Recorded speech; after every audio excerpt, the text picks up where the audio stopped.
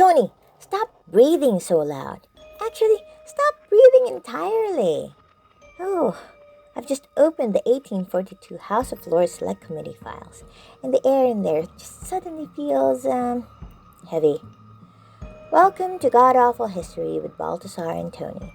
Today we're visiting Clement's Lane, London, specifically Enon Chapel. It looked like a place of worship, but it was actually a high-speed machine for human anatomical ick. Meet Reverend House, a man who saw a gap in the market.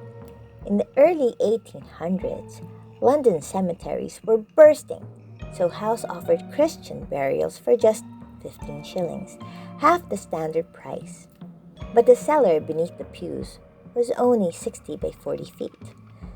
To fit 12,000 bodies, House and his cohorts had to get creative. They poured quantities of quicklime over the remains to dissolve soft tissue, allowing bones to be easily crushed to make room for new customers. When the pit got physically full, they used shovels to mechanically reduce the pile, chopping up remains and compress them. Anything left over was simply pushed into an open sewer line running directly under the floorboards and into the Thames River. Tony, imagine sitting in a Sunday sermon while the effluvia or corpse gas leaks through the floor. The concentration of decay was so high it literally extinguished the gas lamps during services. Then there were the corpse flies. They swarmed the congregation so thickly that people were inhaling and swallowed them during hymns. Oh, God, no. After the chapel closed, the biological horror peaked. It was turned into a dance hall for a penny a head. Londoners waltz on those same floorboards with 12,000 bodies still rotting just inches below their feet. It stayed that way until reformer George Walker finally bought the lease, cleared the sewer grime and bones, and gave them a proper burial in Norwood.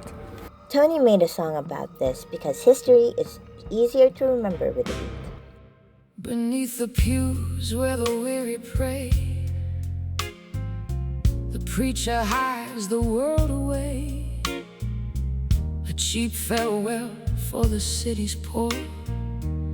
Behind the bolt of the cellar door, a silent crowd.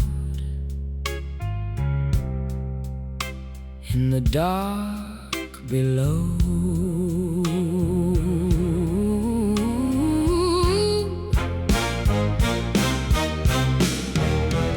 60 feet where the shadows bloom, a narrow floor for a crowded tomb.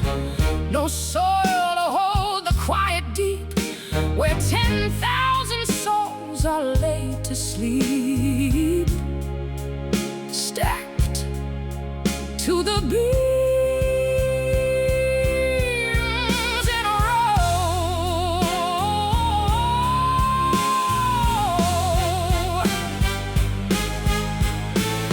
Quicklime slurries in the brickwork drain, 12,000 bodies in a liquid rain. Methane bilge till the silver turns black, corpse breath rises through the floorboard crack. The death mill grinds what it's old.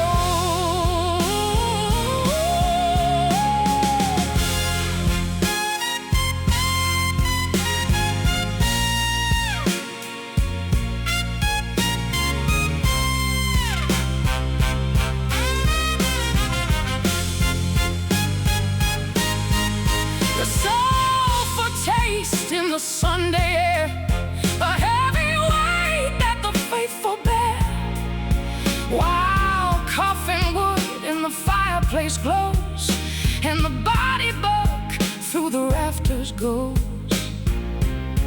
A warmth that the living have borrowed.